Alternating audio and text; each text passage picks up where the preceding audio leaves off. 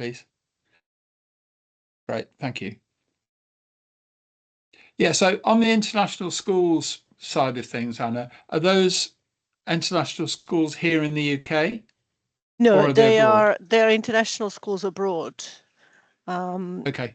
So they sort of they usually have a link with a UK education provider, for example, or in the case of couple of recent ones that we're doing, they're linked to a larger master plan development, basically.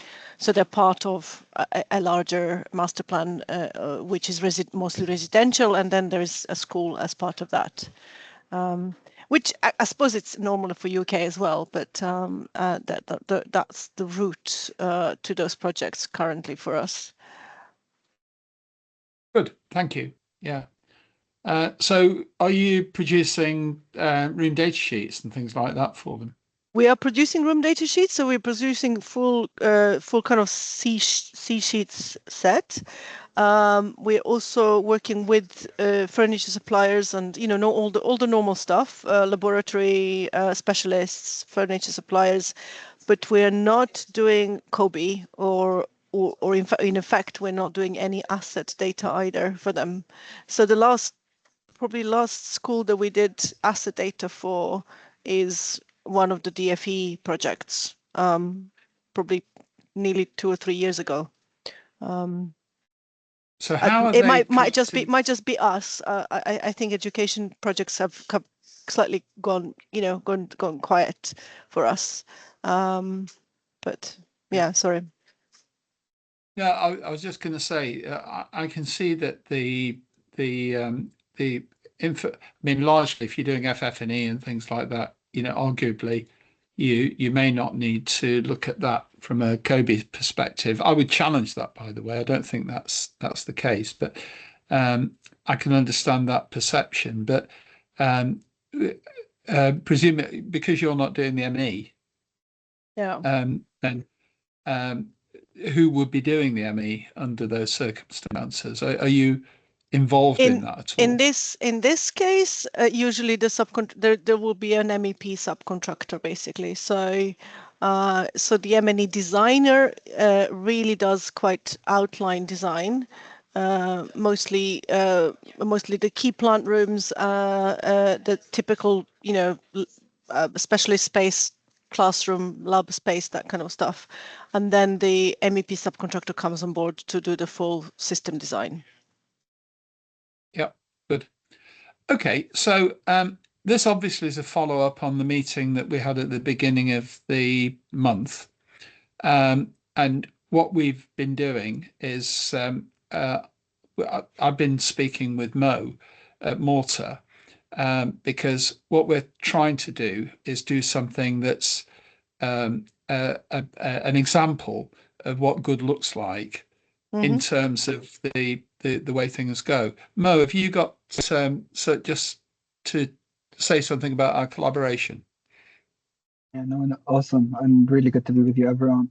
I think effectively what we want to look at doing is setting best practice for how information can be delivered as efficiently as we can, and to then test whether the information that's being delivered is being put to use. Effectively, the thought that we generally have is that a lot of these types of things are duplicated over and over again, and the industry doesn't have tangible examples it can point to towards what detailed best practice looks like on the ground, for how to better utilize data that comes out of different functions. And the idea is to work towards that. So to actually showcase how we can maximize the use of what we have, so that we reduce the duplication of effort and make it all as efficient as we can. And then there's a range of ways that can go. It can be looking at things like asset information that ultimately needs to be delivered, and where does it exist across the board of sets of information that's being created, and how do we make that more efficient. It could look like everyone knows that they have to I realized that this discussion was just ongoing, but like something like COBE, for example, there's a lot of data that's then duplicated across schools.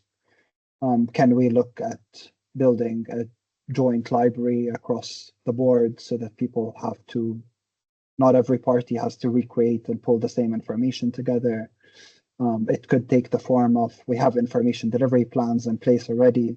How can we maximize the use of them for the range of things that have to be delivered for the Department for Education? But we get really, really granular and into the weeds and have examples and demonstrations of how all of that can work together and how different, both on a process level as well as on a technology level. So how would a Morta work with an active plan and work with a Revit and with an IFC and combine these things together to make things more efficient? I think that's the high level summary. Yeah, George. yeah, exactly. Yeah, very much a collaboration. And one of the key things that I'm trying to get to is really to properly determine what information is actually going to be used by the school, rather than what everybody thinks they're going to need. So Matt's on the call at the moment from Wilmot Dixon, and I think you're doing a lot of school, or a number of schools, aren't you, Matt? Yeah, we're pretty much backlogged at the moment with different schemes. So yeah. Yeah. So one of the things that I think is relevant. I was talking with somebody last week, and they were saying that what we're trying to do is get more contacts within the schools themselves, to engage with them, to talk about what information they actually need. And one of the things that was raised was paint.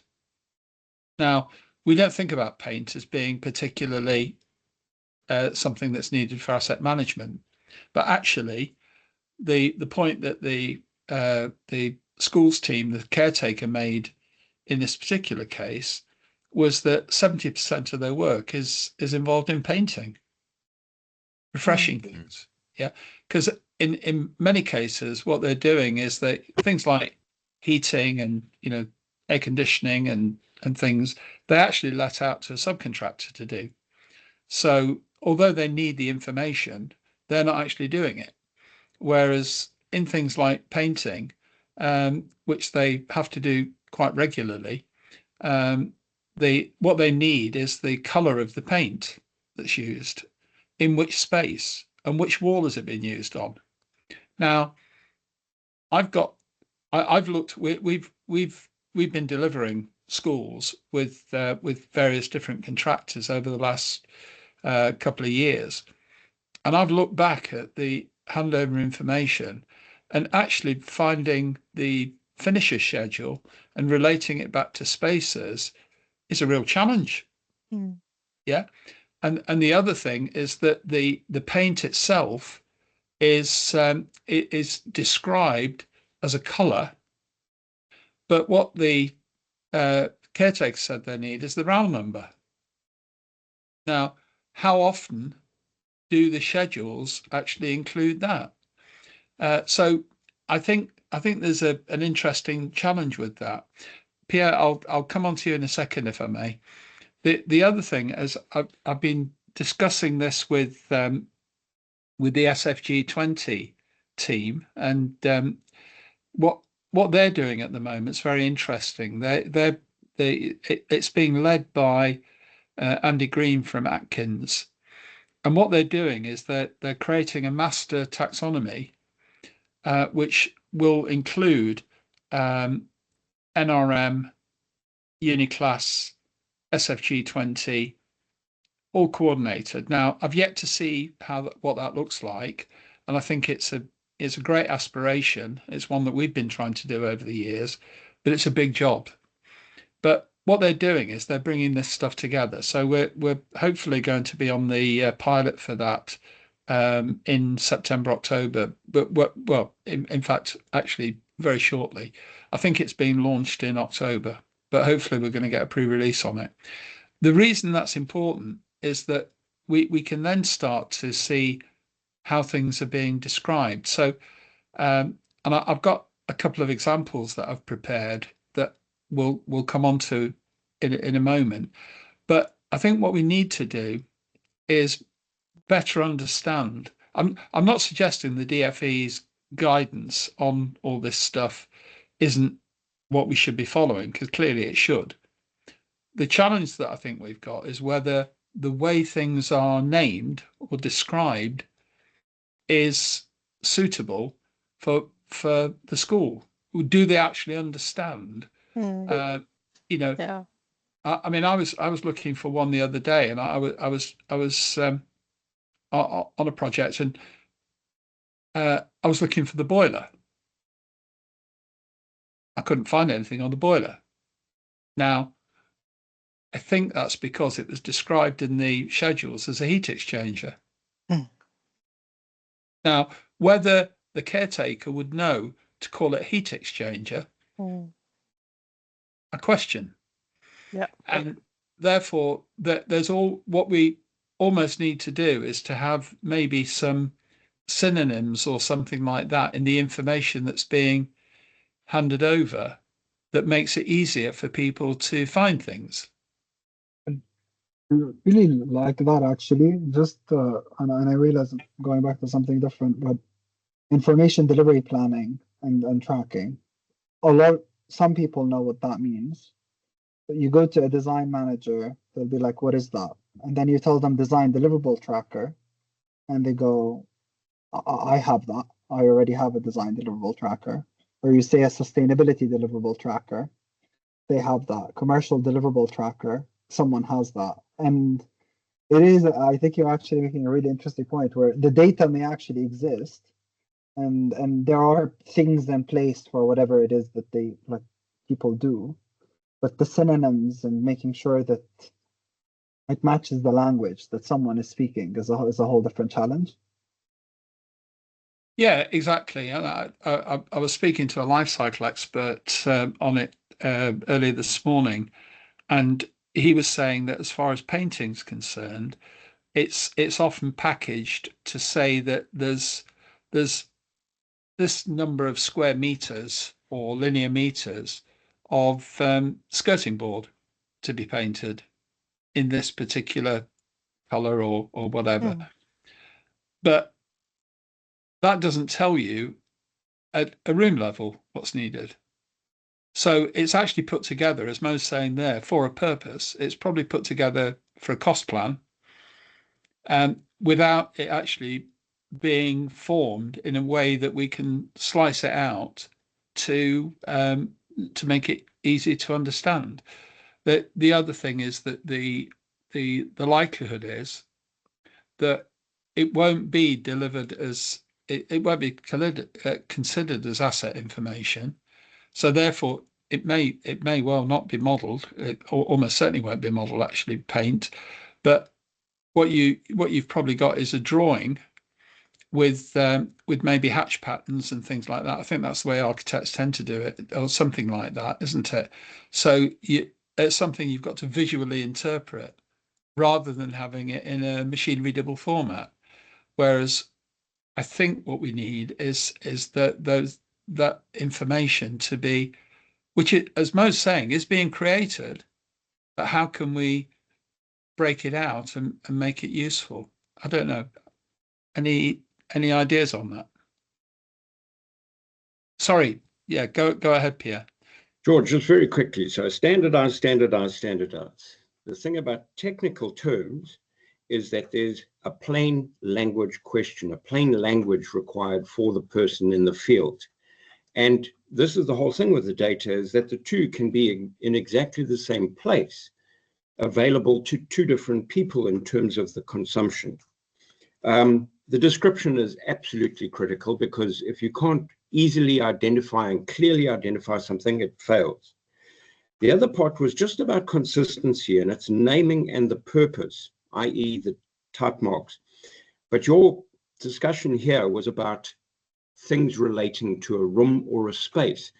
Now, that ISO 19650, when we talk about containers, in fact, there's just a standard. So if you were taking walls, you could actually say it's from the point of entry and you go clockwise around the room, wall 1 to wall 99 or whatever, and it would be simply a list. So that's a technical way that these things could be done, where the reference for the paint is then linked. However, my real important part is about the consumption. So when you talk about the skirting boards in the room, they are in the container of the room, and they can then be packaged for the user requirements. So in other words, the roll color, and that, the schedule and the link data. So it's the idea of Mortar, and something like Ignite, where the connection to the document that says, this is what the room looks like. That you don't have to model it. The data is attached to that particular object, and each of them just becomes a different instance.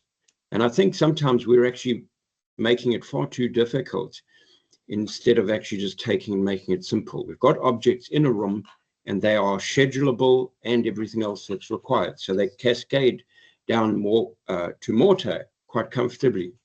Just my opinion on it. Thank you. But to make it schedulable, the model has got to be created in that way. If the model is created for example, if it's a design and build project, which many are, then the model is probably created by the architect to a level, and then who then picks it up and does things with it.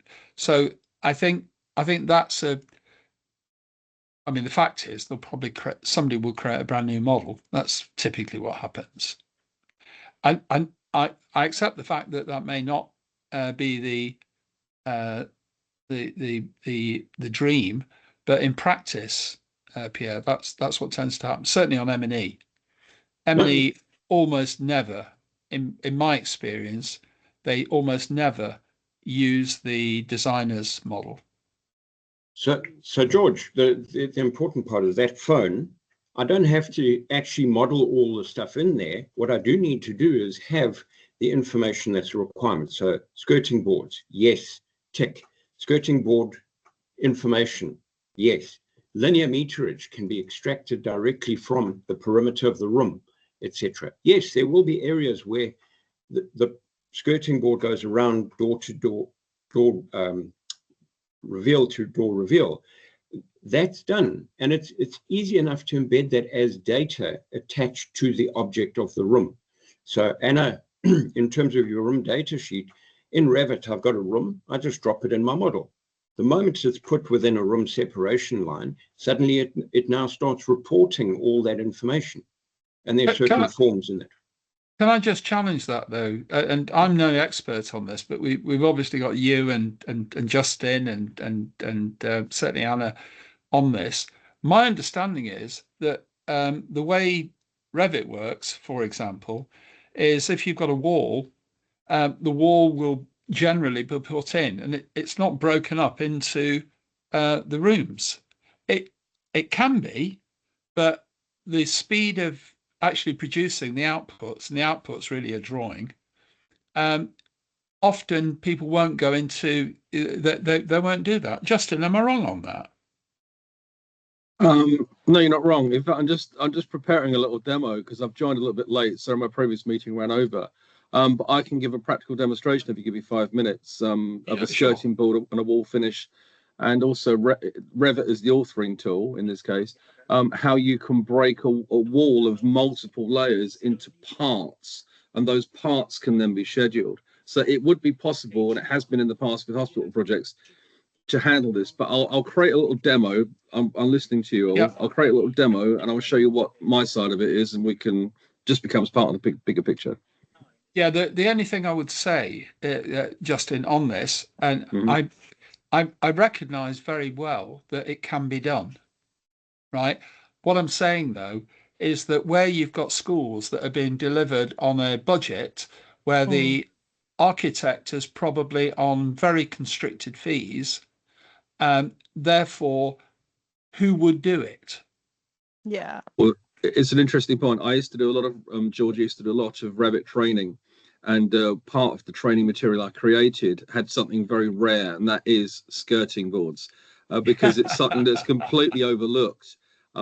People will actually model the architrave around a door, but obviously the skirting boards are a significant part of the building from a cost point of view. So I did used to show people how to do it. It's very straightforward.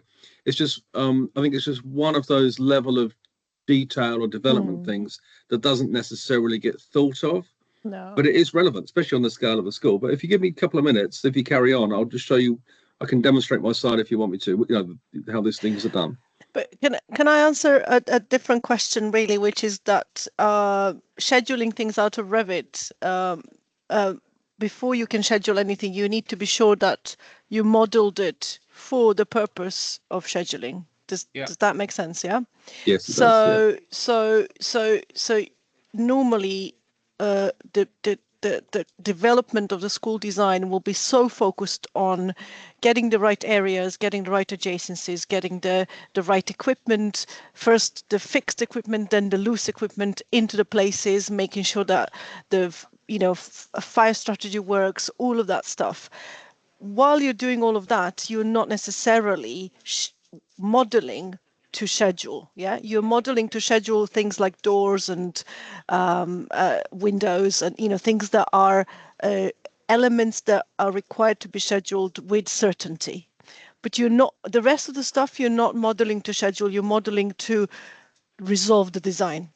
And this is what George was saying. There is then another piece of work required for you to then utilize those models pragmatically and practically to schedule for other purposes. Well, whether that's maintenance, whether that's future wayfinding for hospitals, does that make sense? Anything that you might require in operation might not have been modeled in such a way that it's useful for you to do operation later. There is another piece of work required which an architect can do, or a well trained professional who understands the building can do it, but that piece of work needs to be done with the school or with somebody on board who knows how the future facility is going to be maintained. And usually there is no money for that piece of work. As ever, my comment always comes back to procurement. The whole soft landing process or all of those processes don't necessarily understand how much work is required for everything that we have to be made useful for other purposes. Often QSs could initiate this process by clarifying how they are going to look at the building, but sadly nowadays QSs are still really just working off schedules. They're not really looking at models and not being able to kind of advise us in a proper way. So So it's not lack of skill usually. It's whether it's a purposeful development while you're working on the models. Yes, Pierre. Anna, just something that I'd like to come in with. The term placeholder. So if I've got a room object and I have my room data sheet is a separate library model of all the different rooms for that type of school. Yeah. In that room, I know that there are X number of components, and they can be listed in a field saying components. So there's no object in the actual room. This is just the checklist that actually goes along and says you need 10 tables, 4 seats, whatever the particular thing is. And that means that is your checklist to the operator who's putting the desks in. This is your validation saying you need 10 and you've only got 8. Now, it's not a schedule, but it is a schedule list that says, have you got the following things? So that's your input if you were doing a services room. Have you got the following items? And it allows that. So from what Mo has, in terms of the mortar, would be, here's the items that you require. So in a way, George, this goes back to the original medical thing that we looked at earlier in the year, where the actual room was pre-prepared with all the components. And basically, you just take it and drop it in the model. My part behind this is what I call the performance spec, is that the information required for the performance is also embedded in the same list, either as a linked field, i.e. a URL outside. So this is the kind of idea that it's all in one place. The physical document, having the picture of the room data sheet and all the components, can be stored elsewhere. But it means that anybody going to ask the quality and the data integrity can actually see that information on demand. So that's the important part for me.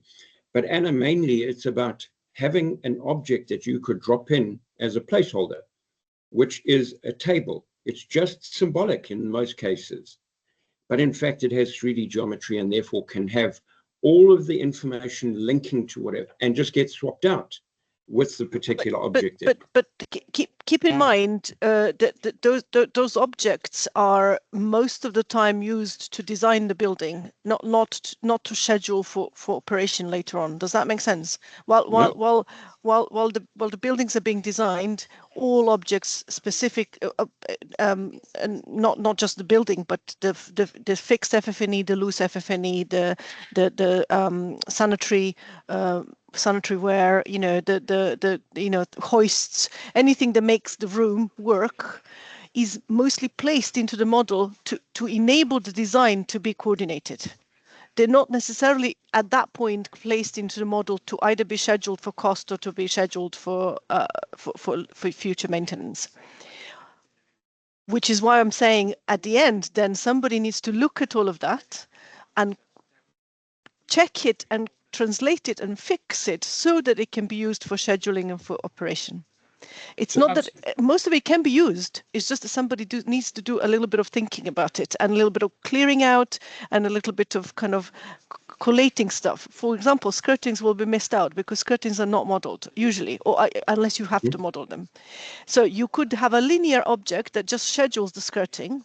Absolutely possible, but somebody needs to first say we want the skirtings to be scheduled and we want them to be scheduled like this, miss the doors, miss the fittings under the whatever, blah blah. Yeah, once that's described and agreed, then architecture team or FF&E team or whoever can do a simple markup of all the rooms and bring that into the schedule. It's not, you don't even need to model the actual skirtings, but somebody has to think about it a little bit. And usually no one is paid to do that. Sorry, so that's there's a gap. Yeah, so remember that what we're trying to do here is we're looking at the asset management side of things, right? So just before Basit, but I'll let you come in a second. But Andrew Simpson, are you there, Andrew? I'm asking Andrew because I'm here in the background. Yes, George. Yeah. So Andrew works for Bowman and Kirkland, and what he's doing at the moment is, in a very practical sense, delivering these schemes, and he's also worked in schools. So one of the things I'd just like to just ask Andrew, in terms of that process, I think am I right that the fees are quite tight for the designers to actually do this modelling? Yeah, and we always have challenges and kickbacks from the architects, MEPs, everyone. Just always warning about, well, I haven't got enough time to do this. So they want information, want it really quickly. And then they have to fix things. It's very much a time constraint, but a cost or budget constraint issue as well for designers and consultants. Yeah, I mean, one of the interesting things, we were looking at just a project last week, and we got taps. Now, taps are quite important for FMs, and they often aren't modelled. They'd be there as probably an ironmongery schedule. And one of the interesting things we've in fact, let me just show you this. I just did this morning to look at what we're trying to do is make it more easy for people to find things. And therefore, here, that's we're trying to use Uniclass where possible to define things. But it's likely that if somebody's got a family, would you have different families for all of those different types of taps? Yeah, Unlikely. because it's a product, George. So there would be different ones. But what it is here is there's two other codes, EF and SS. So the taps are actually a system. And you start with the system. That's the best way. So in other words, what are the systems? There's a door system, a window system, a floor system. Then you can extrapolate that into the actual entities that make up that system, the frame, the door, the ironmongery, etc. And it's a system of building up this information in an incremental way. My concern. Can we concentrate on Sure. this, which is taps? Yeah, because I know it sounds a bit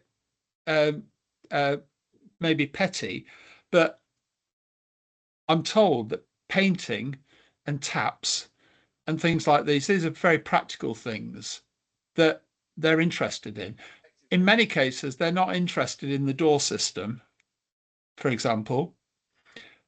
What they're interested in is the things that they are maintaining. Now, clearly, they need to do inspections of doors, and they need to hold the information about that from a fire perspective, but they'll probably get somebody in to go and do door inspections.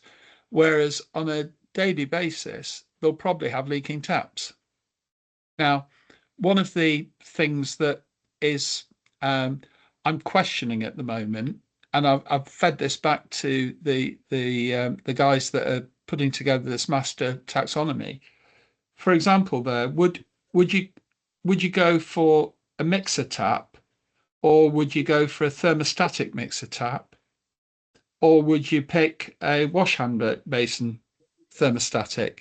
Now, as you've said, Pierre, the next thing is to then, the whole point about the specification is really driving you towards buying a product. And those are the sorts of options that you've got. Now, if that's the level of detail that is, I mean, you've just talked about systems, Pierre. Often models aren't created using systems. George, we've got elements, components, and assemblies, and there's the part of the documentation flow. We start with an element, we make a whole bunch of elements go into a component, we take components, put them together into an assembly. Within Revit, the assembly is self-documenting. We've actually got the ability to go right the way down to the detail if we choose to. The other part that we choose to, but Mo's made a point earlier, could we get some example schedules of the of what is actually coming out of the models to be able to do this? Because at the moment, for example, here we've got within MBS you can have comparisons, but they're not comparing the same values, which actually makes it actually quite difficult. You see that one, for example, you've got no information on its length or height, whereas on the others you do. Therefore, there should be some degree of rigor with that. There's anyway. You see there, for example, on that one, these have all got values for this information here, but nothing is coming through from these. So how do you do that comparison? So George, there's one of the things that NBS actually should be doing is saying, listen, we need this to be fully populated. Go back to the supplier and just say, provide the following information. Thank you very much. Boom, and it's updated. This incremental filling of the box makes a lot of sense, in my opinion. I agree, it makes sense, but people aren't doing it. Well, right? How we incentivize it, that's obviously part of our potential remit, is to say, if you do this, the cascade down there on the procurement side is dramatically improved because you're not hunting for information anymore.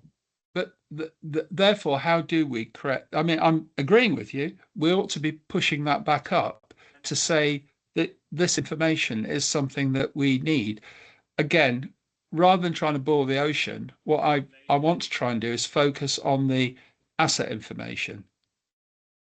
So, for example, a lot of those specification details are of no interest at all to the asset manager, because they're really there to persuade an architect or a designer or maybe somebody doing procurement to buy that product, right? Is it So not more? once, Sorry, George. Is it not more the NRM side of things we should be looking at from an asset management point of view? As well. As well. that may well be the case. I don't know enough about all of the different classification standards, Andrew, to make that call. But that's it. That's exactly the type of input that I think we need here. What Mo and I are trying to do is to get together that experience and that knowledge to be able to define what's needed, but also use a terminology that makes sense to the asset team. Because not in non-DFE jobs, in the commercial jobs, you see NRM 1 and 3 used quite a bit, and SFG 20 as well, a lot more as well. Yeah, absolutely. SFG 20 is basically tracking work activities. And to be fair, that's true of NRM as well. It's not actually tying back to a thing. It's tying back to the work that needs to be done to a thing. And it's also how to maintain a thing in NRM3. Yes. And that part of the work that is being done that I think we're going to get some exposure to is the relating those things together. But I can assure you, I've spent years on this. It's not easy. It's not easy. Okay, so George, can I add something? I really like the way you're looking at things, where you're saying let's understand what's really important to the to the caretaker in school. Yeah. Big stuff, MEP, big stuff really will be taken care of. Nowadays, usually gets taken care of by a specialist company. So in a way, possibly less important. Day-to-day stuff, door closers, taps, paint, things that fall off, that kind of stuff, yeah? And I would suggest that almost every school will be done in such a way that there is only so many types of taps, yeah? You really do them in batches. So there'll be the tap for the joint toilet, there'll be the tap for the individual toilets, and there'll be a tap for the sinks or something like that. All you need is a crib sheet that says these 5 type, almost like a door type schedule. So tap type schedule, which just tells you where they are, how they work, what size they are, and where to phone up if you need to replace them or whatever. Does that make sense? It very, very much so. So precisely that level of thinking needs to be done with the caretaker there, and then once somebody's done it, it's easy to source that information. So again, it's like a care package that needs to happen, rather than it's not Revit is not a problem. A type of software is not a problem, or where we keep this information. Really, the information just needs to be kind of slightly pragmatically packaged for people, and it's that kind of moment of care that needs to happen.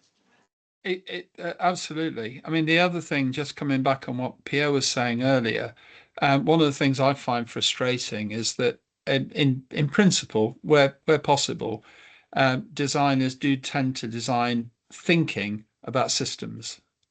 Yep. What then happens, it goes to the contractor, and then it gets broken into work packages. Yeah. And the work packages may or may not align to systems. Well, they don't yeah. Usually.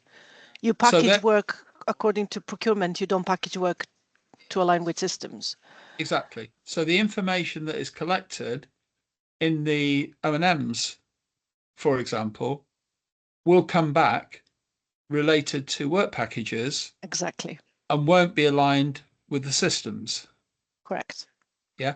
So that's part of the thing that I don't know whether you'd agree with that, Andrew, but I think that's a bridge that we probably should be working to. Bazet, you've been very patient. Sorry, Gordon. I'll come on to you in a minute. But Bazet, I put him off earlier. Okay, so I like the way the conversation has been moving so far, and I think that it's still achievable to be able to schedule some of these components like walls, even down to skeleton steps, all these things, because it's something we've been experimenting on our side as well as a company in parametrics. So I think for it to make sense, I would have to do like a little demonstration. So if there are any like opinions or any additions you could make, it's going to like help us optimize our workflow as well. So I'm just gonna give a little like brief on my screen. Can you see the screen? Yeah, it has to be very brief though, because Yeah, it's yeah. very brief, yeah. So we're talking about how we could like work like across estates like in school. I know we are talking in regards to a school project, but this is just like a demo. Yeah, so you could basically schedule the entire estate, something like this. Yeah. And let's say we're going down to looking for information regarding rooms, components, and this, that. So basically, I could show you certain information regarding just give me a second. So it's easy for you to sort through and look for the information that you're looking that you seek. Let me say a certain unit down to the certain room you're looking for. Let's say a living room right here. So where is it? So down here. So it basically gives you a schedule of everything, all the components that belongs to this room at the moment.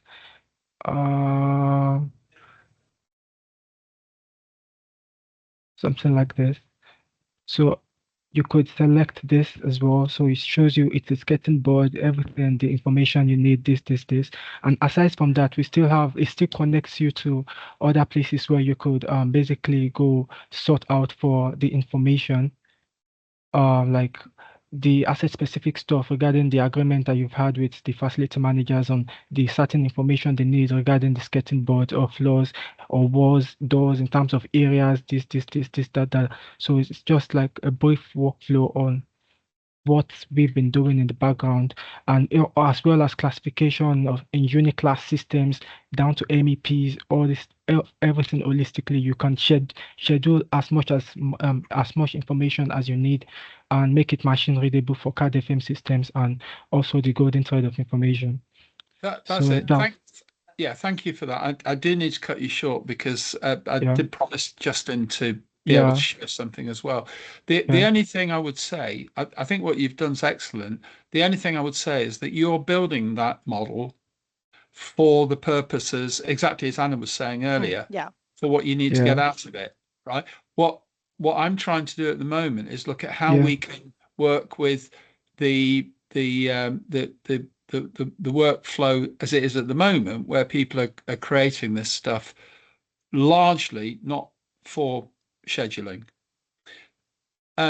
Gordon, just can I? Very briefly, it was just to emphasize that aspect about work packages not having correlated to systems. So we are distributors for glazing, automatically louvered glazing panels for smoke evacuation. They need control systems which are in the lobby areas, which have control wiring to the systems. The control wiring needs to be built into the building fabric. It's not necessarily that we are appointed as a full structured subcontractor because we're selling components to do that process. But you kind of want to use the resource that's on the site to cable that data together. The coordination of that is never really thought through. So there are numerous systems. They're not that numerous, but there's numbers of systems that are on sites that you would not necessarily want to engage different, you don't want to have short-term controls contractors coming on site. You want to use the controls contractors that's already there to get them up to speed with how to use those components and do the interfield wiring, if you like, that can be done weeks and weeks ahead of you putting the glazed unit in and putting in the control panels on the walls. You just have to have the termination points in the right areas. But that requires coordination and some structure. But sometimes that was the windows might be in the louver, they might be in the glazing work package. The controls might not be in any package because it's a separate control system to a BMS system, and the BMS guys don't want anything to do with it. And the cabling, who's doing the cabling? So that whole coordination of systems, and okay, there might be specialist systems, is very interesting from a coordination point of view and a scheduling point of view, because it falls by the wayside. And often we had situations where builders were saying, we've got nothing in the cost plan for this. We've got to do it, but we've got nothing in the cost plan for it, which is a bit of an issue, because we've got to find the money from somewhere. And there's other aspects that we do that very much sit in that system. So again, the monitoring equipment that we do in our closed sealed systems, heating and cooling systems, that data needs to go somewhere. Yep. And that has not been thought through because somebody's looking at a specific object as a dumb object rather than delivering data, which actually is the full purpose of the flipping object. A hinge is a hinge. It's not reporting data. A monitor is reporting system data that's critical to the performance of the heating and cooling system. Sorry if that's diversion from the point, but it's very valid to the point. I think that system of systems bit, is really important. Andrew, I like what you've put in the chat. How straightforward is it for us to look at the DFE's guidance and then interpret it back into this format that we need? I mean, my recollection from the work that was done, the room data sheet information is quite explicit. Is that something that we could get maybe you and Matt from Wilmot Dixon and Eleanor from the other thing, sorry, the other thing is as part of that process, could we actually get a common consensus of what the information requirements are and then how they're being interpreted? Because I think one of the points that you made, and certainly others have made, is that the different technical advisors are having slightly different interpretations of what the DFE require. And it would be good to maybe get some of the, I don't know who you deal with. Do you deal with Mace and Turner and Townsend and Motts? Yeah, Mace, well, not so much Turner Townsend and DFE, more non-DFE with Turner Townsend. Mace, yes. Atkins Realis, Arcadis, it's top of my head. Okay, Leeds for non-DFE, yeah. Well, maybe we could pick up afterwards just to see who those contacts are, because I think they would be interested in this process if we can get them engaged. They've also got time. They're another one, on the other side of the fence. They suffer time-wise as well, hugely. They've always got. Yes. They're spinning so many plates. You hear this all the time about the process is hindering them because of using 4P for doing, accepting, rejecting information and what have you. And it's another challenge we have. That's another story. So producing reports to give our consultants an idea if they're going to go into contract, and sometimes some TAs will do a full on report like Mace, and you get some who do nothing. So yeah, that's going off on tangent, that one, George. That's another challenge. Okay, so if we can therefore look at the information sets that the DFE are asking you to work to, the specification, and the other sides of how we then engage with the end clients. What I did, you were going to ask around some of the schools. Yeah, I've had no joy, unfortunately, because our contacts I had were down in the technical colleges, and to be honest with you, they're just not bothered. It sounds like it. So I'm hoping to speak to two of the design managers if they would have anyone they would mind me being in touch with, because we've only got 4 active DFE projects in our region. Okay. All right. Justin, I promised you the opportunity to do a quick one, but bearing in mind the fact this is really about to try and do this, as I was saying to Bazit, not as an additional exercise. Sure. Okay. Yeah, so I've set this up on the fly, literally, as you've been talking. If you can see my screen, you should see it about now. So it's just more of a practical demonstration of what's being discussed. So there's just two walls here in a perspective view. There it is in plan. So what I've done is I've prepared some different schedules to analyze what we've actually got there. Okay, so if I go actually back to the view, so this is a perspective view on the left. This is a plan view of the same thing. If I select that wall there, you see it. That wall there on the right is that wall there. Mm-hmm. Okay, so there's a few things that how we've dealt with things on other projects. So this here is an acoustic panel, which is schedulable. So is this. Moving on from that, here is a skirting board. Okay, so that skirting board will either follow the length of the wall. So if I adjust the length of the wall, so does the skirting board change. But I can independently, if I wish, adjust the skirting board's length as well independently. That didn't quite work. But as far as actually taking care of skirting boards and paint, so there you can see that skirting board here. I zoom up. It's actually in Revit. It's the wall sweeps. If I delete that, you'll see that it will delete itself from the schedule. Yeah. If I get both of those skirting boards there and delete them, off they go from the schedule.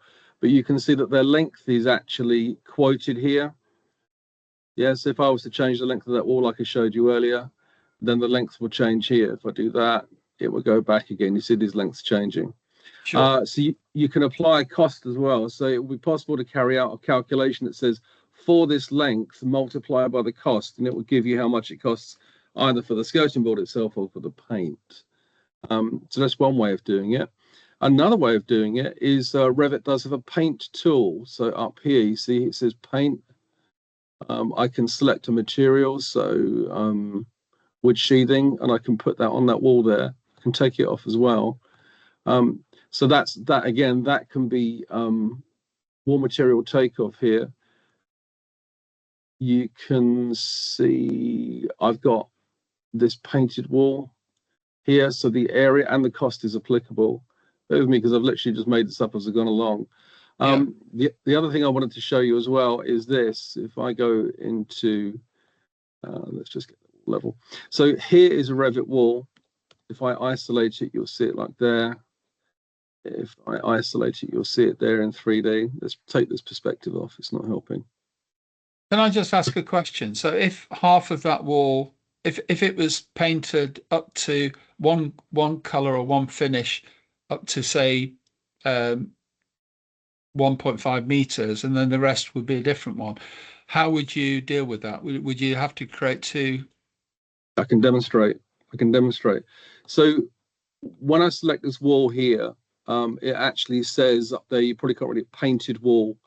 Now, if I go into its structure, which is here, what I've done is I've added a 7th layer of the wall that you can't see there, but it's on the left.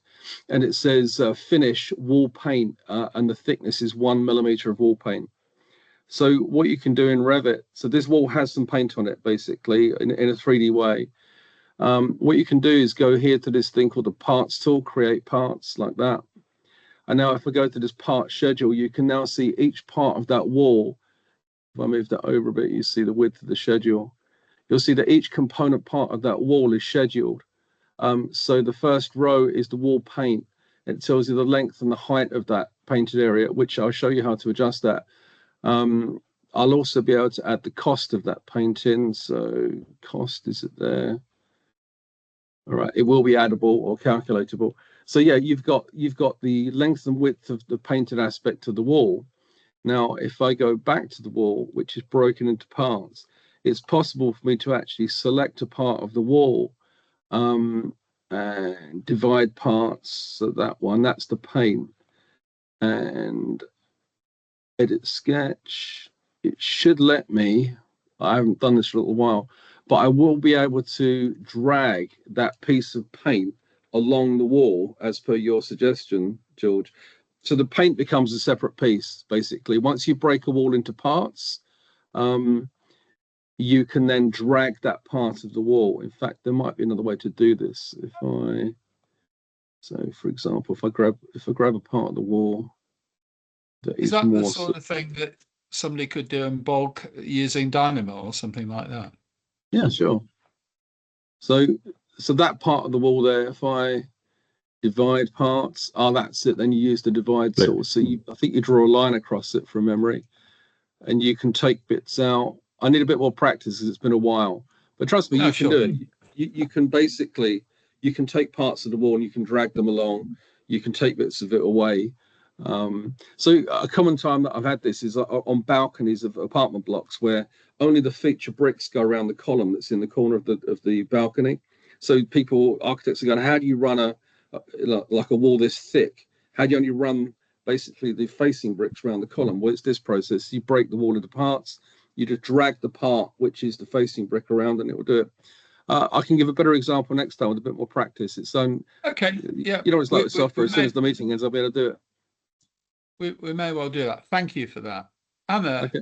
From a practical point of view, where you're on a 2% fee or something like that. Sorry, I was smiling. The issue with this is that, again, doing it in a nice isolated one room a kind of test is easy. Once you have 400 rooms that you're dealing with, which have fixed furniture, which have columns that are obviously splitting the walls, which also have partition walls which are splitting other walls in different way, it gets very, very complicated. And all I'm saying is, without opening a project to show you, it's probably difficult to describe. But what I'm trying to say is, the reason why this gets lost in the forest of other tasks that we're doing is not because we don't want to do it, it's because we're usually trying to get other types of information out of those models. Yeah. So we might not be modeling in such a way that you can easily schedule every skirting, every piece of different fabric on the on the floor, on the wall, because not all of them might be modeled. Some of them might be markups on drawings. Does that make sense? Yeah, definitely. Such is life, because by the time you get to doing the room layouts, you've actually done all sorts of other packages that don't necessarily care about skirtings or different finishes on walls and stuff like that. So so every package will want you to model slightly differently to make the information correct for that package. Yes. And some packages will conflict themselves in order to get the correct information out. People think that it's basically laziness. It really isn't. Design develops in a kind of iterative way, and often you'll be doing one package and that will destroy your opportunity to do the next package correct, because you're coordinating many different people and they're inputting their information at different times. So it's not lack of knowledge in Revit, it's not lack of wanting to do stuff, it's how information develops over time, which is why, again, we come to the same point, which is that at the end somebody needs to do a tidy up sort of moment, and usually there is really no money or somebody on the project to do that. Yes. I mean, part of the process, which I think most of you know that we're advocating, is using 360 photographs as the final as built, and therefore, as has been said, if we've got schedules that detail what that wall should have, then we don't need to model it. So therefore, you can actually relate it to them. So that's part of the methodology that I think we ought to be considering. Yeah. So has anybody got any, has anybody got any projects? Anna, is there something that one of your jobs that we could perhaps look at as an exemplar? Yeah, I'll have to go and I'll have to sort of get a permission from the client. Yeah, but I was just thinking, there is a school project that we worked on, that we've been working on for quite a long time, and it got quite detailed designed to quite a lot of detail, then went back to planning. So I can probably safely show you the previous design to a certain level of detail, to just show you the complexity of models, of what's involved, if it's of interest, how things are scheduled, how things are created, with a view to then try and decipher which of that information could be possibly useful later on. Yeah. Or are you thinking more something that's already been handed over? Ideally, we do want something that's been handed over, but I think possibly. Okay, let me think. Yeah. And I think Okay. the request goes out. I'll think about it. I'll come back to you. Yeah. Yeah, and also I know that Wilmot Dixon, Matt from Wilmot Dixon has to drop off, but he's going to be listening. I was going to say, recording. could we not get a contractor to, somebody who's on site at the moment? Yeah, or even that's finished a building, So I think probably the request goes out to Matt and Andrew is not on at the moment, but I'm sure he'll pick up on that. I can pick up with him. Pierre put his hand up. Did Pierre get to ask his question? Sorry? Pierre put his hand up a minute ago. Did he get to ask his question? Sorry. Go ahead. Look, just very quickly. So, Anna, I think with all the people that are here, part of the thing is identifying those simple little things that can actually be done and could become a standard or better practice. And this thing was in Saudi Arabia had the problem of an overcount of columns, as an example. The concrete was double measuring going through the two geometries. All it was a very simple thing. Just give the offset at the top, bang. We brought it down to 0 difference as a gap analysis. And this is part of the sanity that I think sometimes we end up over modeling, and hence I use the term placeholder. So there's something that says I'm here. It's properly classified. I would get into a whole discussion about that. But from that early classification, as you put it in, it runs right the way through the procurement train. Yes, there are packages that would cause issues, etc. However, they can be 2 streams of the same data, consumable in different ways, but they are linked together to that object. So the data structure is correct. Sorry, George, that's basically the quick discussion there.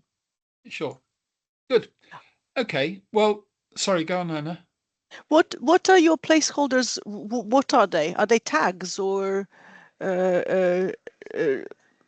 physically? What are they in the models? So firstly, I have one on the screen at the moment, which is basically a mass which says I'm a piece of casework. What am it's a I? mass, a three-dimensional mass. Okay. Okay, but it has a symbol on the ground, so you can use it for layout. It is instance-based, so it gets bigger, smaller, longer, and reports as it goes. And every single one of these things is tagged to the extent that you have an ordinary tag, a detail tag, and a full tag. So this is the full one manages all the data that's missing. So George, it comes back to what is the data that we require in the models, and it's actually self-administering. The detail one gives us a lot more information that would help people specifically about identifying that object, not just the tag mark, but in fact, the actual detail about it. What category does it belong to, subcategories, etc. Thank you. Good. Okay. So do we feel that this is making progress? Has it been a useful conversation this morning?